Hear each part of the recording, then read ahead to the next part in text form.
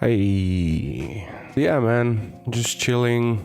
Have a nice glass of vermouth with me, and we'll be continuing the character in just a couple of minutes. Bear with me because I'm not the best when it comes to weight painting, so I don't really like it. And then if yeah, exactly. Well, see today when I'm a bit more calm than the first time, it's going much better. Lo-fi beats to blend to. Stream on Twitch too. I was actually thinking about that because I've been getting into Twitch lately. I've been watching a couple of people.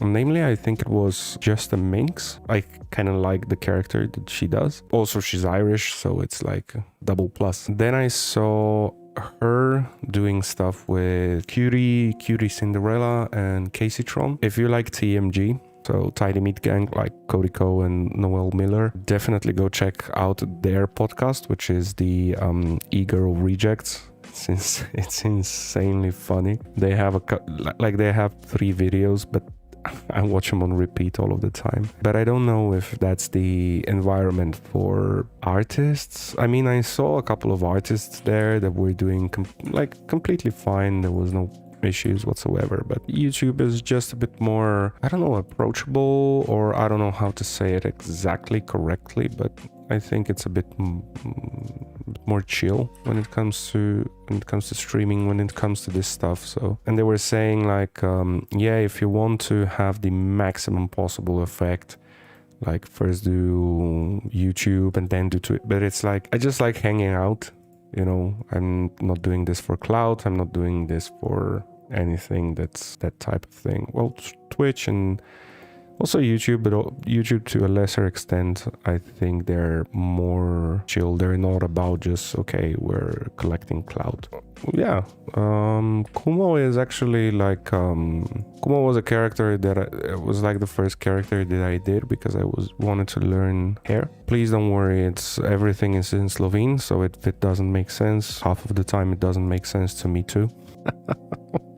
Basically, Kumo was a way for me to learn hair, or rather try and understand hair, because I really was fascinated by what you can do with hair. Started with a Blender Guru tutorial, and then I just took it from there. He was, you know, a very different character. He didn't have hair, he didn't have this sort of stuff. Then it started to evolve into something more. I started to be more of the character that I was making. Whatever happened to me, it would also happen to him, and he would try to react a bit differently, like this one. Kumo was like this. He was me trying to live through him. I have been distancing myself from the character a bit because I don't know, I don't feel connected to him as I used to. Probably will return in the future, but yeah, in any case.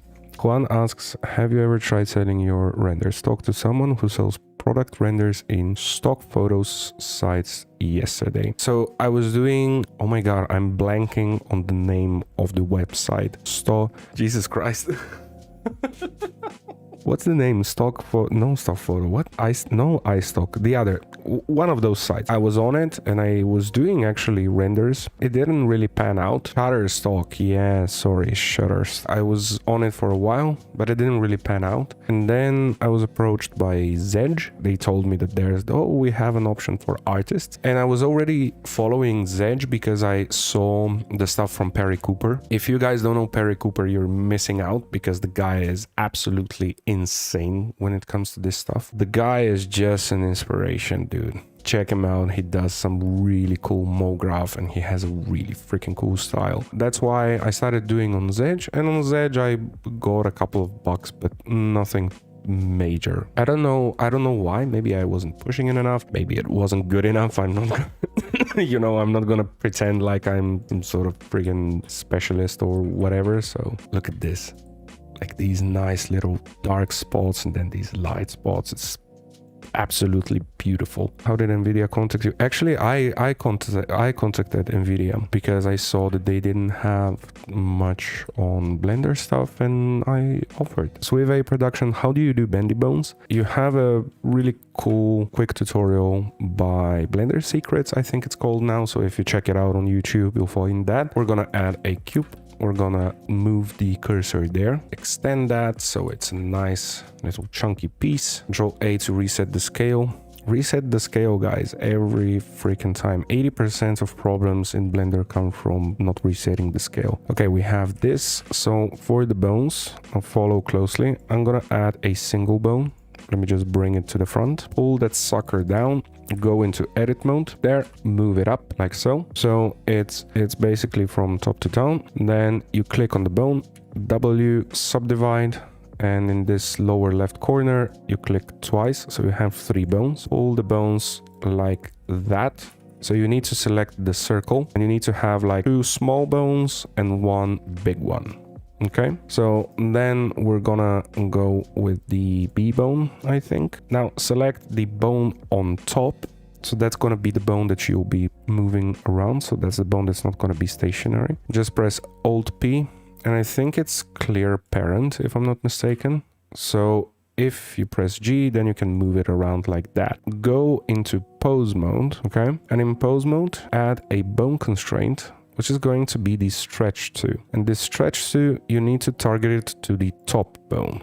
So in our case, we didn't name it, but you should name the bones. Don't be like me, where I name half of the bones that I need and the others are not named. This one is 001. Select the middle, back into your constraints. I'm gonna go with the armature 001 and I'm gonna choose the 01 like that.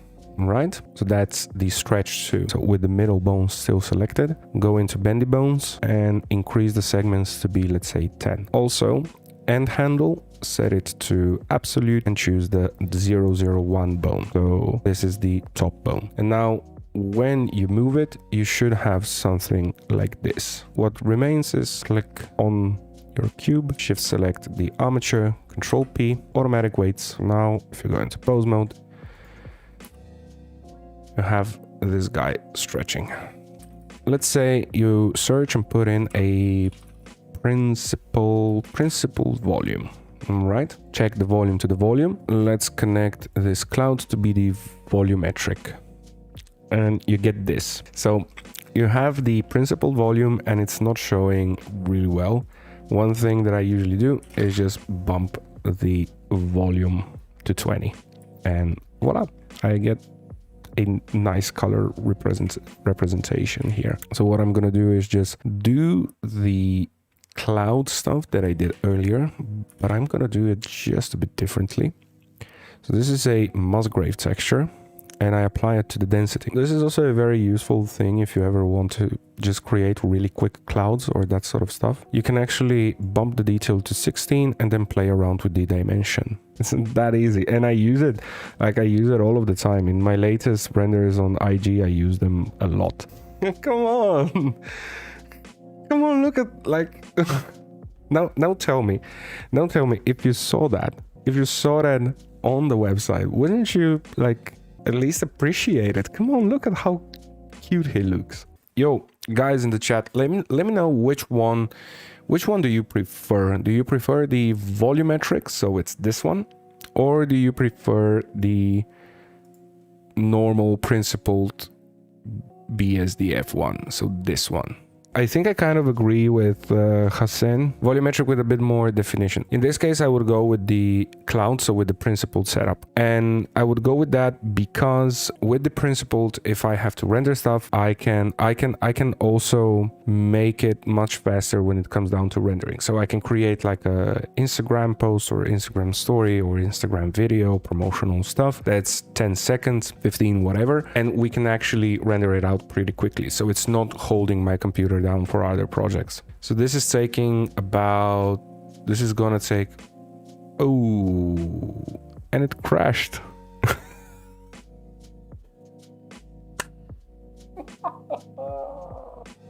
This is now a tutorial about how to save. It happened a couple of times with the Kumo renders, with the yellow character renders, that I would absolutely lose my shit because I would be baking and whatever and making like strides in the whole thing, and then you would just press F12 and the whole thing would just go. Mega funny, by the way. If you ever take a look, I think it's the fire and smoke tutorial by Blender Guru.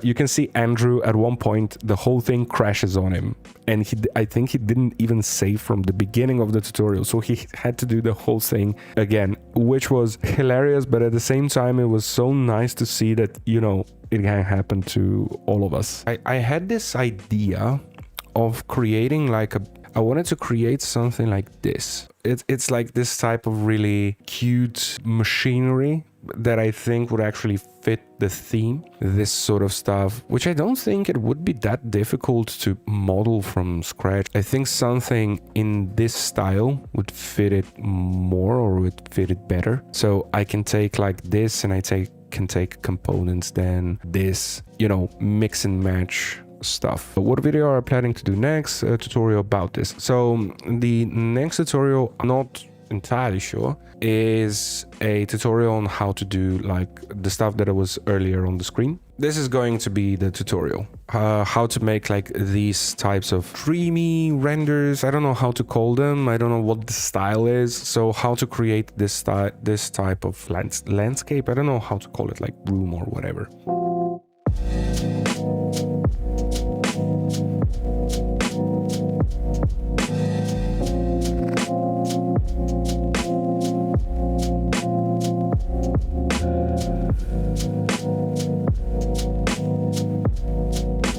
In any case, yeah, thank you all for, you know, watching, joining in.